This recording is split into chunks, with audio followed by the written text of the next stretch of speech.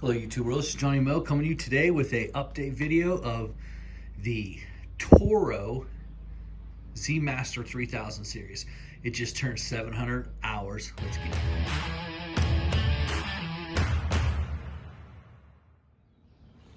Hello YouTube world, this is Johnny Mow coming to you today with an update video of this Toro Z Master. See, when I buy a mower, I really want to keep up to date with you guys. Like, it's nice when I first bought it in the first 100-hour review, but now we're sitting at, it's been a couple years, we're sitting at 703 hours. Want to give you a complete review, give you an update on it. Maybe you're thinking about buying this. They don't sell this particular model anymore. They sell it in the 5000 series, and the only difference between the 5000 and the 3000, which the 3000 has been eliminated, is they have flat free fronts and they have a bigger gas tank. That's it. But with the bigger gas tank, you do lose a little bit of room right here. I'm assuming because there's 3 more extra gallons, they had to limit space somewhere. So this is a 7-gallon fuel tank. Everything has been kosher with this mower. The only thing I added this year, I added a quick chute. Really like the quick chute because it bolts to here and it does not bolt through the deck for Toro. And this is the reason why I like the quick chute. First of all, because the lever's right, I don't have to bend over to get it. The lever is right here, it's right beside you, and that's closed. I really like that.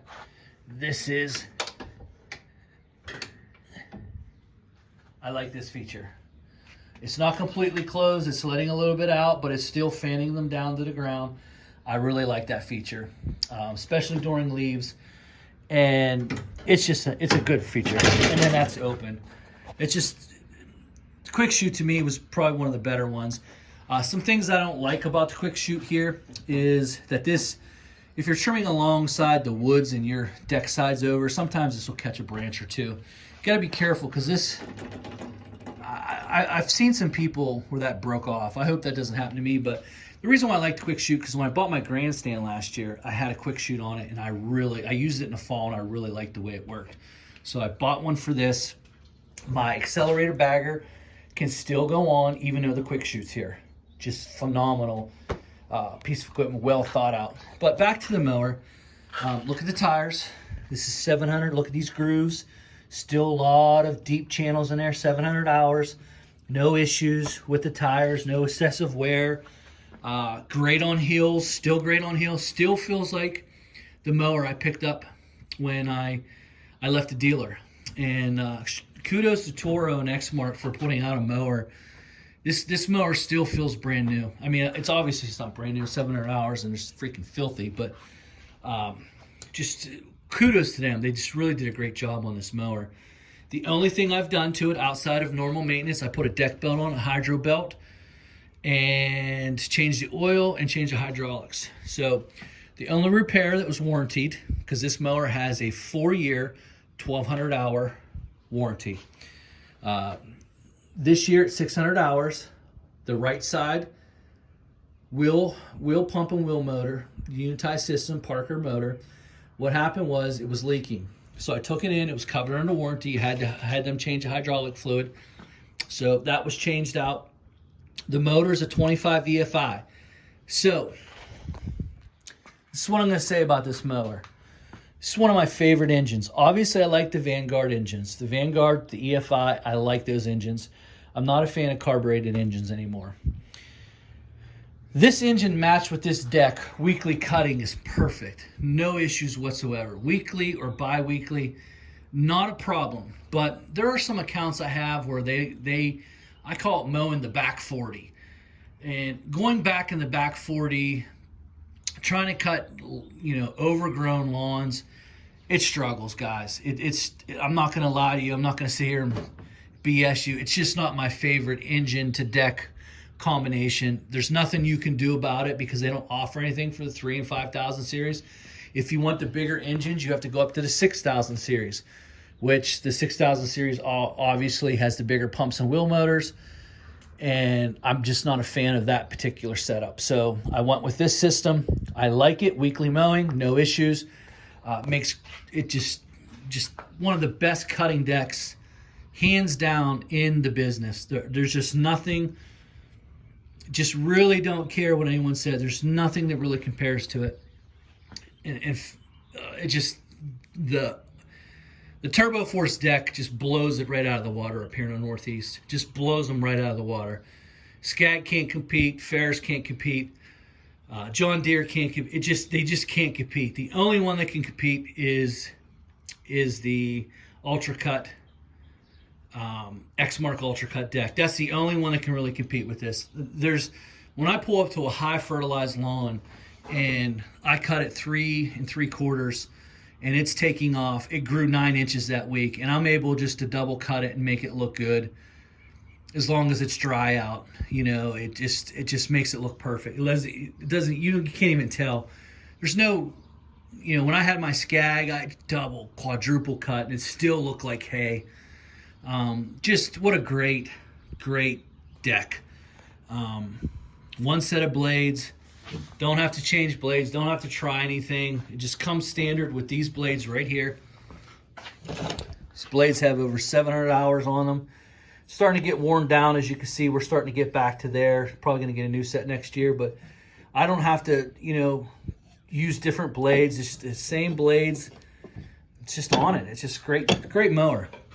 But things I don't like, 25 EFI matched with the 60-inch deck. I just don't feel like it's powerful enough when you really want to start mowing some really large, overgrown, 3 weeks of grass growth, pasture fields. It's not a good cutter for that. It's just not a brush cutter. It's not going to do it. This is more for a manicured lawn. Gas consumption is phenomenal on this. The only way I can compare it is I have a grandstand. It's in that trailer right there. The grandstand has a 22 Kawasaki carbureted engine, which I absolutely hate carbureted engines. I will not own another carbureted engine, I promise you that. This has a 7-gallon fuel tank. The grandstand has a 10-gallon fuel tank. If I fill them both up on Monday and I go through my route, by the middle of day on Wednesday, I have to fill this back up. By the end of Tuesday night, starting on Wednesday, I have to fill the grandstand up. So the grandstand has 22 horsepower, carbureted, and it has 10 gallons of fuel. And this is 25 EFI, 60-inch deck, and it has 7 gallons of fuel. And that says it all right there. That says it all to me. Like, in this time, with gas being what it is, right now it's 509. I don't know what it is around your area, but it's 509 here. Put in the comment section what gas is around your area.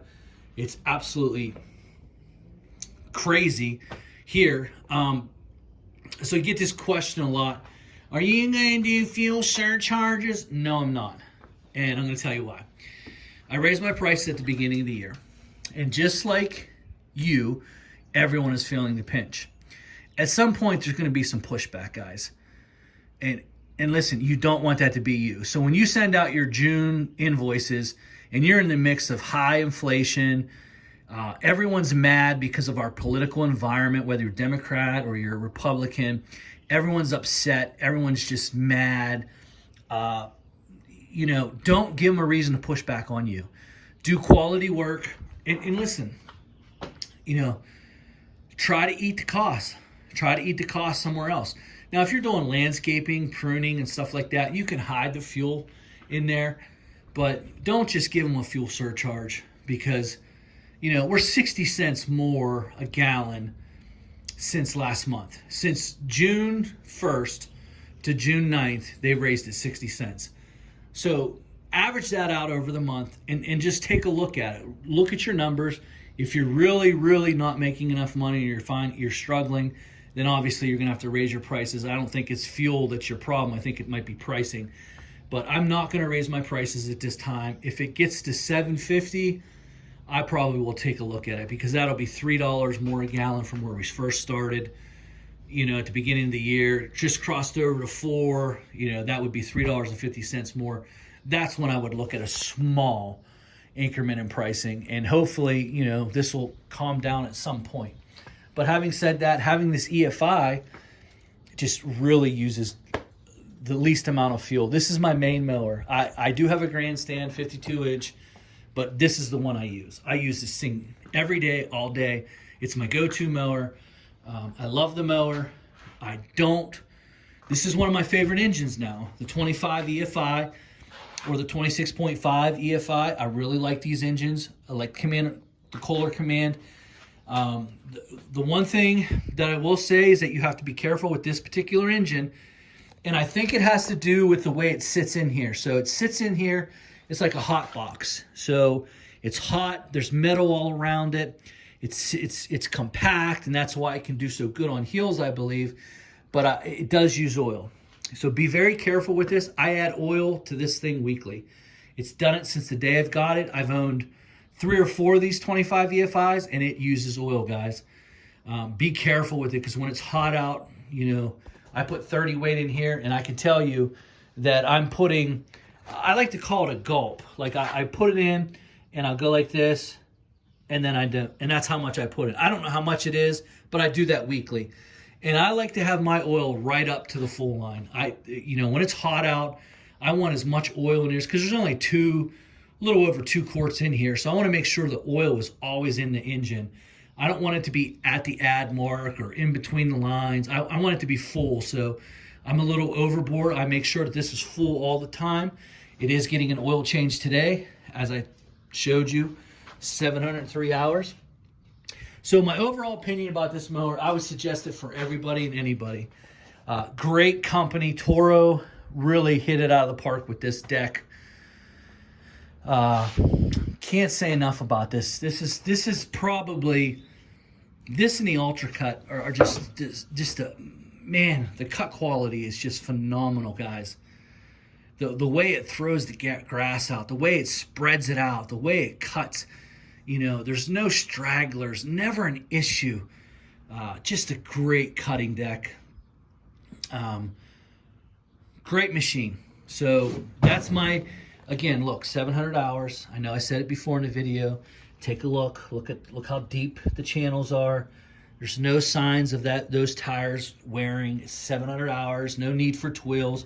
Johnny, you get a hole, and then I'll plug it. It'll take me 2 minutes to plug the tire. What am I going to use, a 30-cent plug? And then I'll just keep moving. Obviously, they don't make this anymore. I can say after 700 hours, it still feels like, to me, it still feels like a brand new mower. I mean, no issues at all with it. Everything works as it should. The only issue I had was the right pump seal. It was leaking, and I got that fixed under warranty. I'm still under warranty. It's only a couple years old. I bought it, and what did I buy? I bought this May of 2019. Memorial Day weekend I bought this. So what is that, 2-3 years old? So there you have it, guys. It's about 2.5 years old.